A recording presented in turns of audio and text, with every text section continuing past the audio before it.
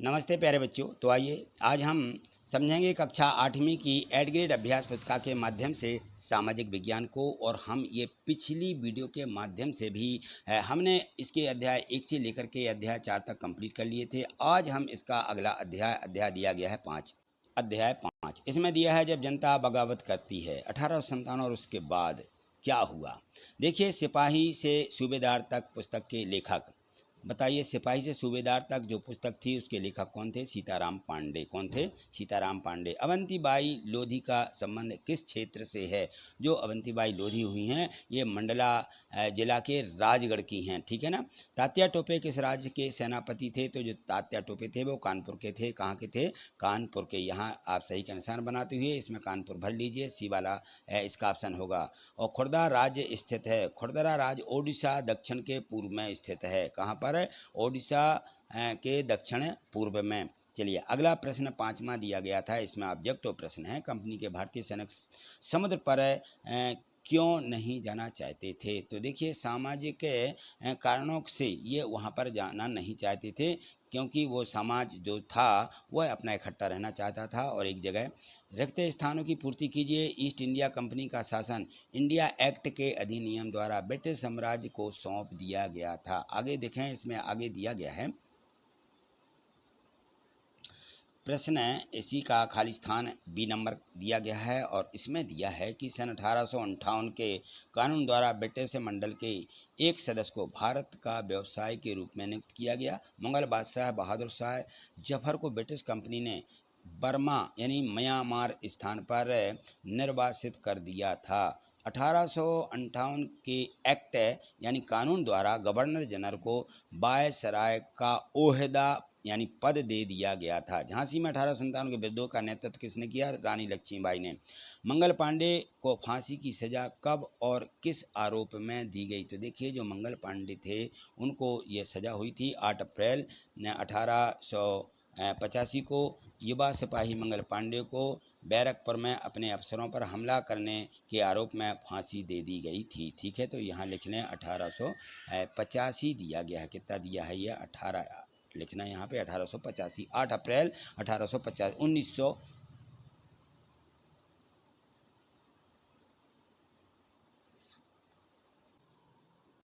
यहाँ देखिए प्रश्न क्रमांक 7 दिया गया, मंगल पांडे को फांसी की सजा कब और किस आरोप में दी गई थी?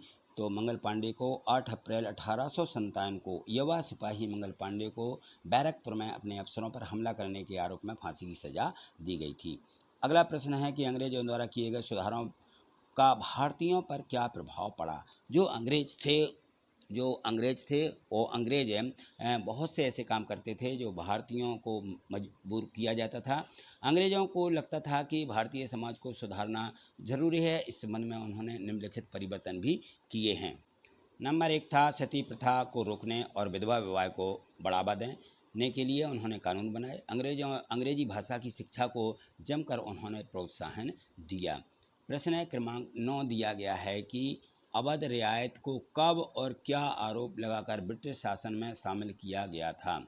तो देखिए, अवध रियासत को जो है अवध जो रियासत थी उसको 1856 में कुशासन के आरोप लगा करके ब्रिटिश शासन में शामिल किया गया था। और अवध की रियासत अंग्रेज़ों के कब्जे में जाने वाली आखिरी रियासतों में से एक थी, ठीक है। चलिए अगला प्रश्न इसमें दिया गया है, प्रश्न क्रमांक 10। प्रश्न क्रमांक 10 है कि इंडिया काउंसिलिंग किसे कहा गया है? तो ब्रिटिश मंडल में एक सदस्य को भारत मंत्री के रूप में नियुक्त किया गया है।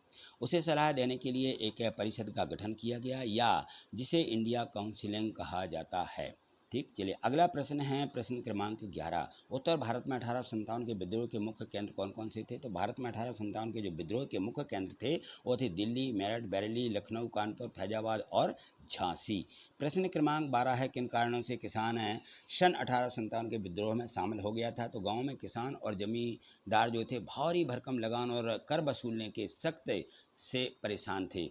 तो बहुत सारे लोग महाजनों से लिया गया जो कर्जा था वो नहीं लौटा पा रहे थे। चाय, काफ़ी, चीनी, जूट और रील की खेती करने के लिए किसानों को मजबूर किया जा रहा था। क्या किया जा रहा था? मजबूर, ठीक है ना।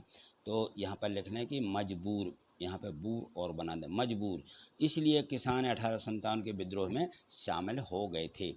अगला प्रश्न देखिए, इसमें दिया गया है कि 1824 में कंपनी के सैनिकों ने बर्मा जाने से क्यों मना कर दिया। तो 1824 में कंपनी के सिपाहियों को कंपनी की ओर से लड़ने के लिए समुद्र के रास्ते बर्मा जाने का आदेश मिला, तो उन्होंने इसे हुकूमत को मानने से इनकार कर दिया, क्योंकि सैनिकों को लगता था कि समुद्र यात्रा से उनका धर्म और जाति ये सभी भ्रष्ट हो जाएंगे, तो उन्होंने इसलिए उसको मना कर दिया था। अगला प्रश्न है, यहाँ देखें प्रश्न क्रमांक 14 में है कि 1857 के विद्रोह के बाद अंग्रेजों ने अपनी नीतियों में क्या बदलाव किया है, यहाँ पे लिखें। तो 1857 के विद्रोह के बाद अंग्रेजों ने अपनी नीतियों में कई महत्वपूर्ण बदलाव किए हैं। मुख्यतः देखें तो प्रशासनिक संरचना का पुनर्गठन हुआ है, रानी का घोषणा पत्र, राजाओं और जमींदारों के प्रति नीति बनाई उन्होंने, सेना में बदलाव किया, सामाजिक और धार्मिक सुधारों में सावधानी, राजनीतिक नियंत्रण और कानून व्यवस्था। इन नीतिगत बदलावों का उद्देश्य था कि भारत में ब्रिटिश शासन को स्थिर और सुरक्षित बनाना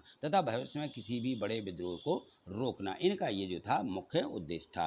1857 ईस्वी में क्रांति में भारतीय सैनिक जो थे वो क्यों सम्मिलित हुए थे। तो देखिए, English east India company EEIEC द्वारा ब्रिटिश कराधान और हाल ही में भूमि अधिग्रहण पर अंतर्निहित शिकायतों ने से भी सिपाही विद्रोह के गुस्से में योगदान दिया उन्होंने, और हफ्तों के भीतर भारतीय सैनिकों की दर्जनों इकाइयाँ किसानों में शामिल हो गईं और व्यापारिक विद्रोह में सेनाएं भी शामिल हो गईं। ठीक, चलिए अगला प्रश्न है, 1857 ईस्वी की क्रांतिकारियों ने बहादुर शाह जफर को ही अपना नेता क्यों चुना। तो 1857 का प्रथम भारतीय स्वतंत्रता संग्राम में भारतीय सिपाहियों का नेतृत्व किया।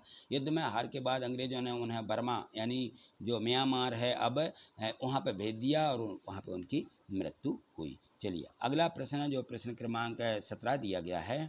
यहाँ देखिए 17वां प्रश्न में नीचे दिए गए रेखा मानचित्र में 1857 के विद्रोह से संबंधित निम्नलिखित स्थानों को बताइए कि मेरठ कहाँ है। दिल्ली, बरेली, लखनऊ, झांसी, फैजाबाद, कानपुर, सागर, बनारस, जबलपुर इत्यादि।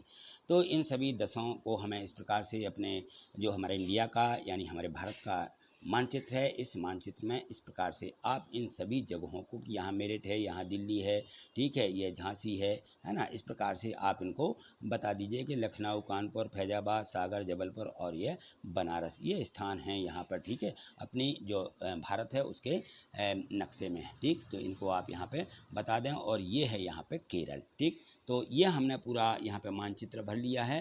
ठीक, तो ये जो प्रश्न 17वां दिया गया था, इसी के साथ ही अध्याय समाप्त हो जाता है। आगे जो पाठ दिए गए हैं उन सभी पाठों को हम अगली वीडियो के माध्यम से समझेंगे।